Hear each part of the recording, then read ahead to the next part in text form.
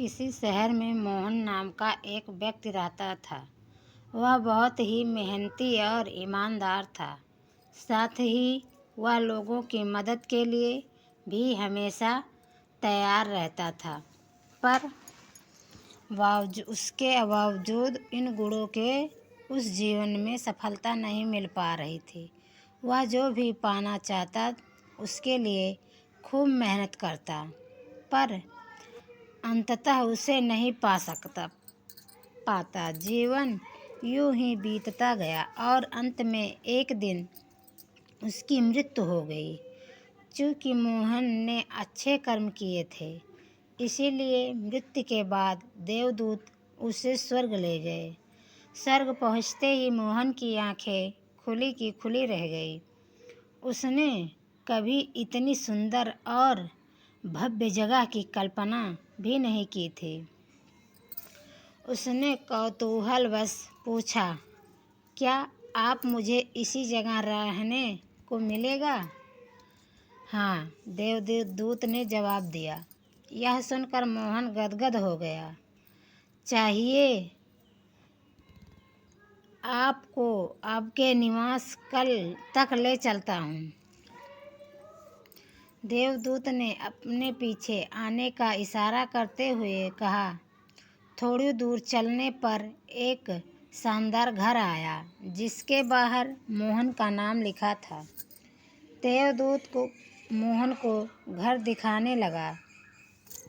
ये आपका शयन कक्ष है। यह दूसरा कक्ष आपके मनोरंजन के लिए है।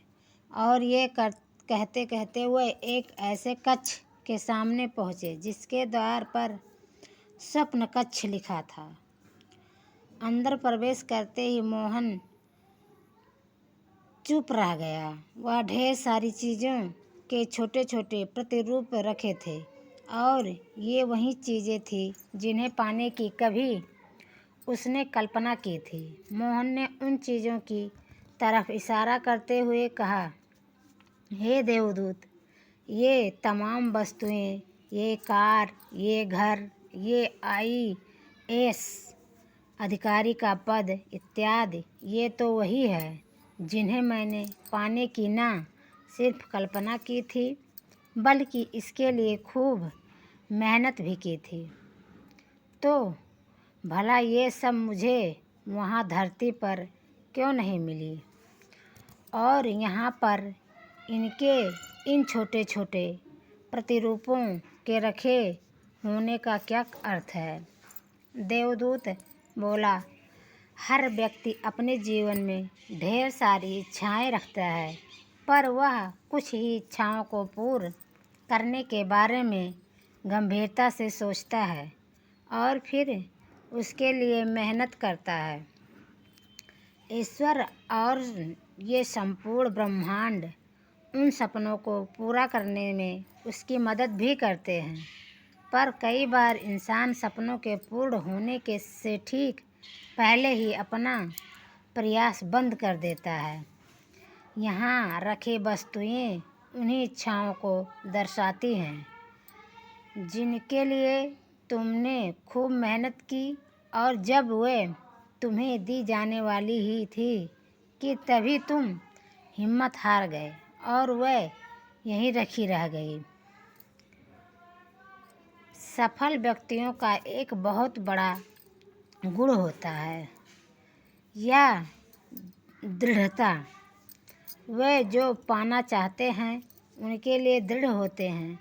वह भले ही उसे पाने के प्रयास में बार बार विफल होते रहे, पर वह तब तक नहीं रुकते जब तक कि उसे पा नहीं लेते। इसलिए अगर आपने भी अपने लिए कोई लक्ष्य बना रखे हुए हैं तो तमाम मुश्किलों के बावजूद उन लक्ष्यों को अधूरा मत छोड़िए। याद रखिए, कहीं न कहीं आपके सपनों के प्रतिरूप भी तैयार किए जा रहे हैं। उन्हें सपना ही मत रहने दीजिए। अपने सपनों का पीछा करते रहिए और उन्हें अपने जीवन की हकीकत बनाकर ही दम लीजिए।